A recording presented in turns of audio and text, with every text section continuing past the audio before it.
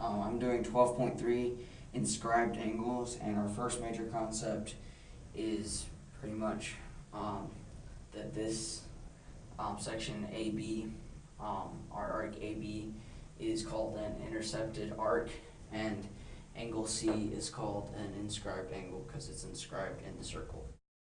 Alright, now we see our first theorem come into play, and this is theorem 12.9, and it's the inscribed angle theorem, and it pretty much states that the measure of angle B is half of the measure of arc AC.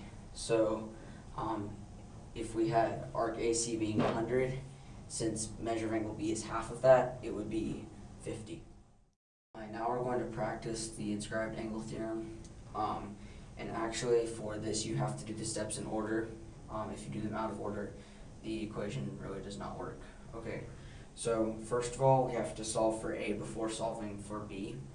And in this situation, A is going to be 2 times of angle Q, which is 60, because we see that the measure of angle Q is going to equal half of the measure of PT in this case, and PT is A, and the measure of angle Q is 60. Angle A is going to be 120 degrees, so 120 degrees here for A. And now that we have A, we were able to solve for B. So for B, we're going to have to do the measure of angle B equals half of 120 plus 30,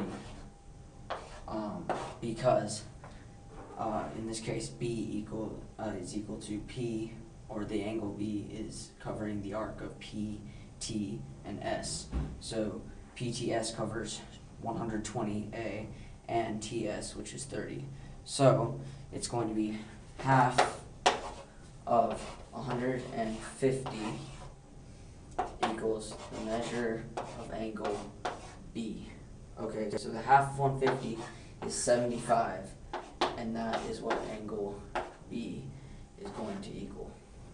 So now that we've solved for both variables, we have A equaling 120 and B equaling 75 degrees.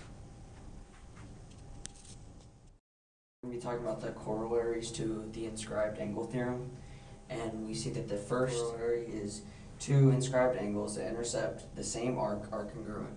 So since angle 2 and angle 3 intercept the same arc, they're going to be congruent. So for instance, if angle 2 is, the measure of it is 45 degrees, it's going to be likewise with angle 3.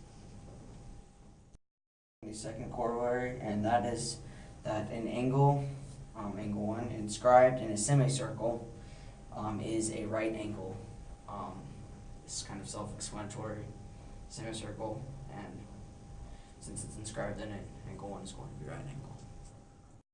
Corollary 3 states that the opposite angles of a quadrilateral inscribed in a circle are supplementary. So if we have a quadrilateral, we know that the angle measurements in it are going to equal up to 360. And so it's stating that the opposite angles in the quadrilateral are going to be supplementary, which means that they're going to equal up to 180. So angle 1 and angle 2 are supplementary to each other. From 12.10, and it states that the measure of angle C equals half of the measure of arc BDC. So we have arc BDC here, and its measure of angle C is going to be half of that arc. I'm going to practice theorem 12.10, which is this right here. And in this case, it's going to be the measure of angle W equals half the measure of BDC, which in this case is going to be 246, that arc right there.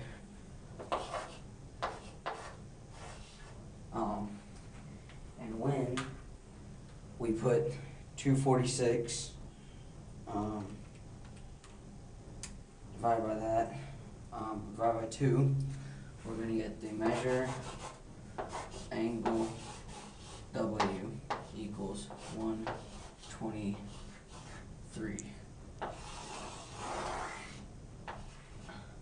And that is the practice of theorem 12.10, which is that right there. These are the practice problems that I came up with for section 12.3, and these should cover the main theorems, and here's a word problem to go with it. And this concludes the review of section 12.3.